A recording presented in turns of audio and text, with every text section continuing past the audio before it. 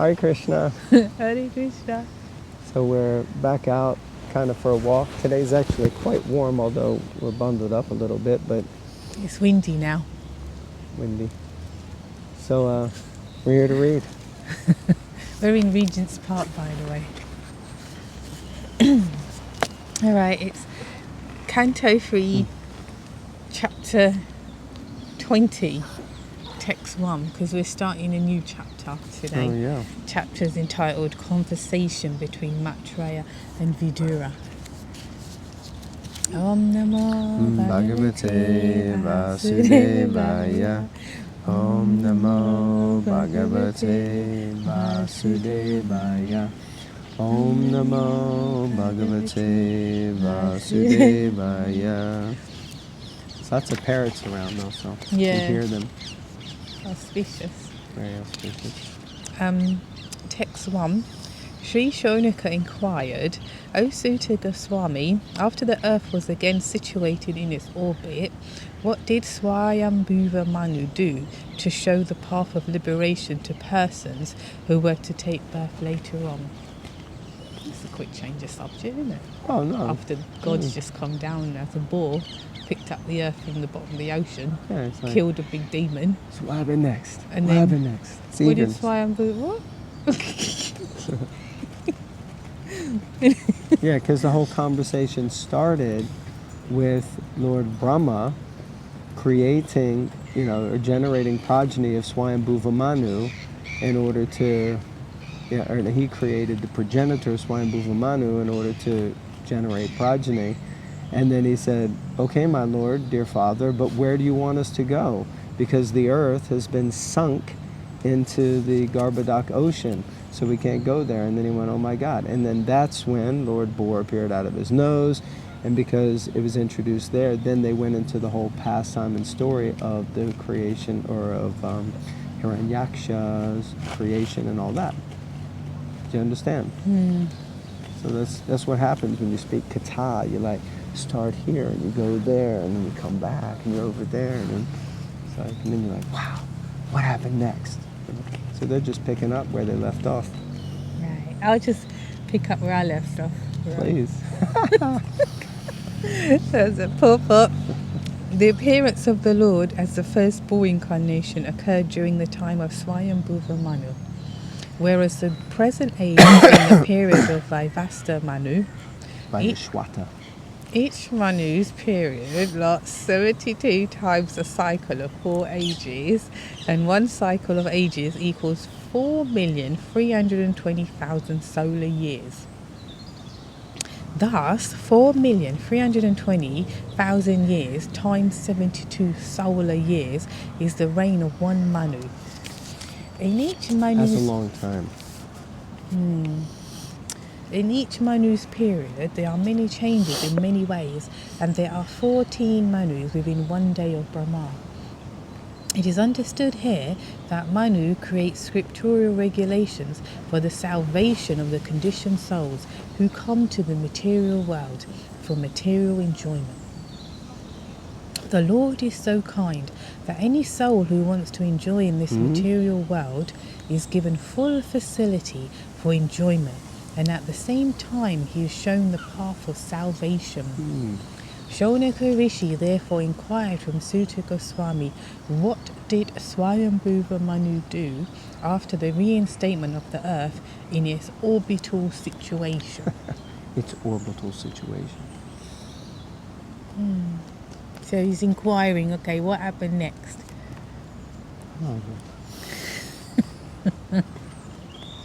Text 2. Shaunaka Rishi inquired about Vidura, who was a great Shaunaka Rishi inquired about Vidura, who was a great devotee and friend of Lord Krishna, and who gave up the company of his elder brother because the latter, along with his sons, played tricks against the desires of the Lord. Okay, so Shaunaka Rishi inquired about Vidura, who was a friend of Krishna, and Vidura gave up the company of his elder brother, Dhritarashtra. Why? Because along with his sons, they played tricks against the desires of the Lord. So now he's kind of introducing also the Mahabharata aspect and narrative here.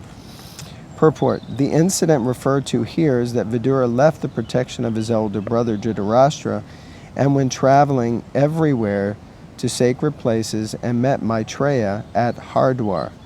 Shaunaka Rishi here inquires about the topics of the conversation between Maitreya Rishi and Vidura.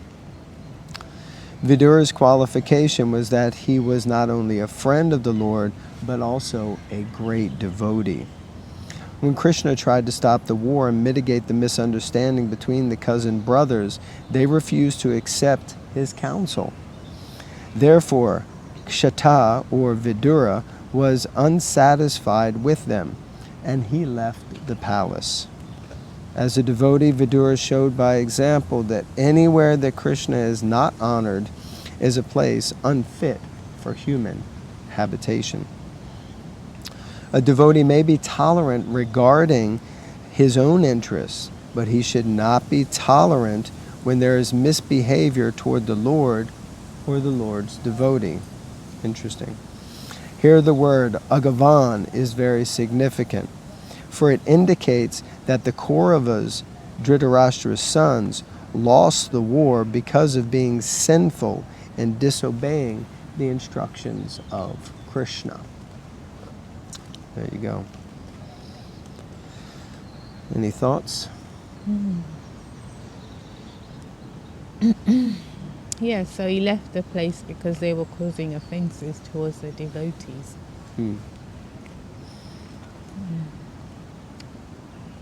So, so here we see that Shaunaka Rishi is making different inquiries of Sutta Goswami. The first one is, okay, so now Lord Bora has come, he's put the earth back in orbit, so what happened to Swayambhuva Manu after that? And then he said, and what about Vidura and Maitreya, because Vidura had gone on pilgrimage at this time, and that's when he met Maitreya Muni. So what's happening with them?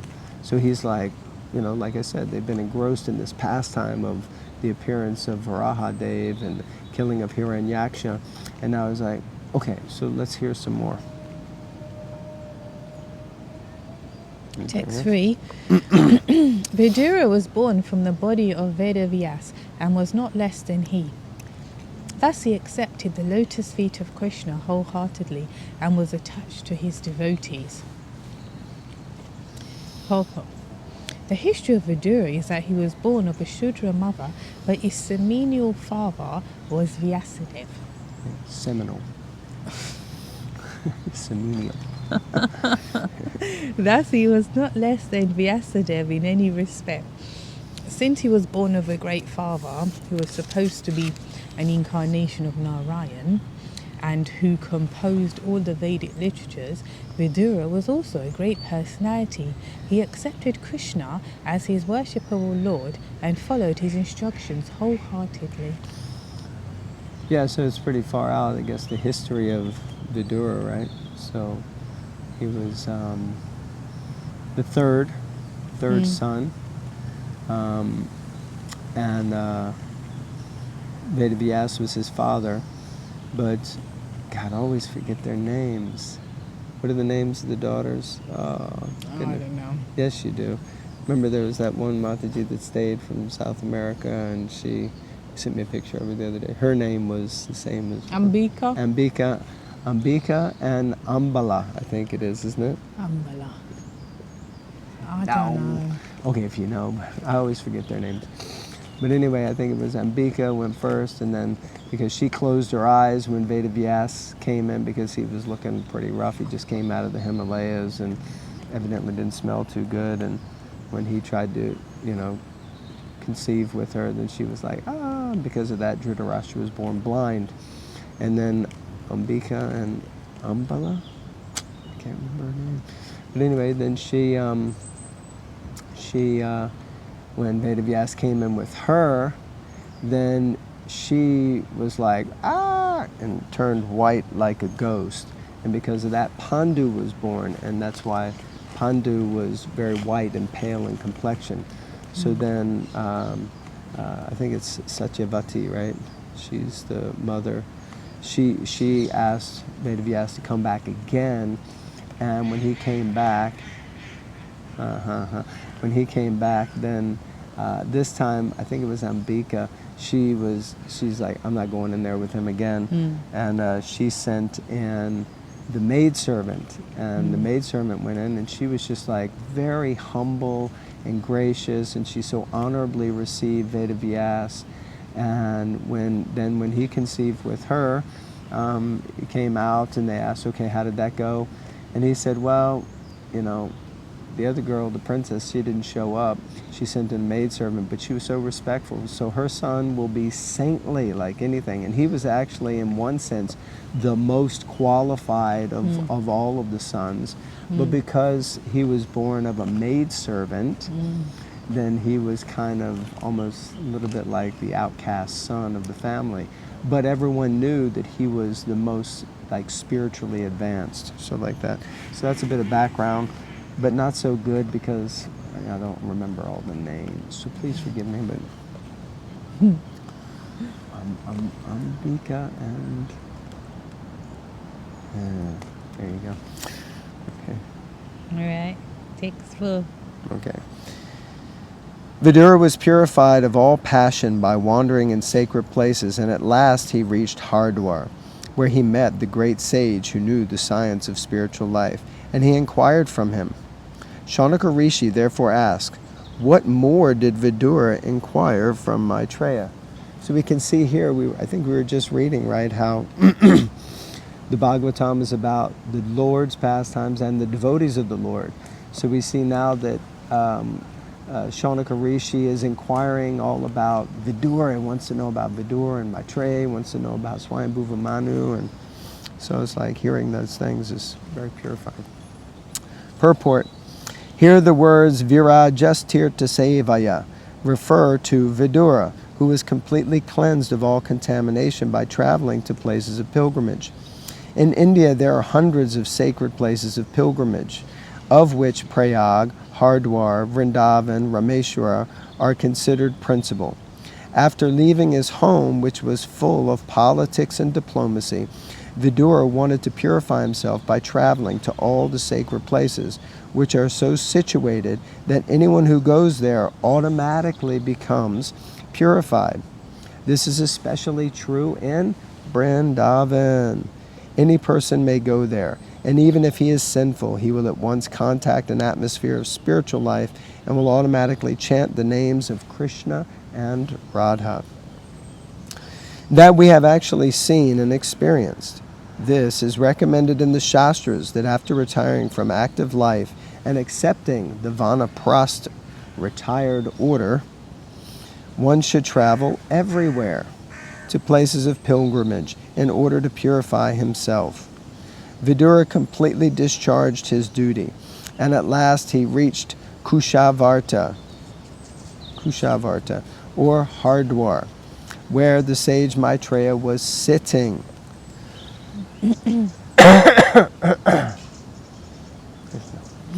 Another significant point is that one must go to sacred places not only to take bath, but to search out great sages like Maitreya and take instructions from them.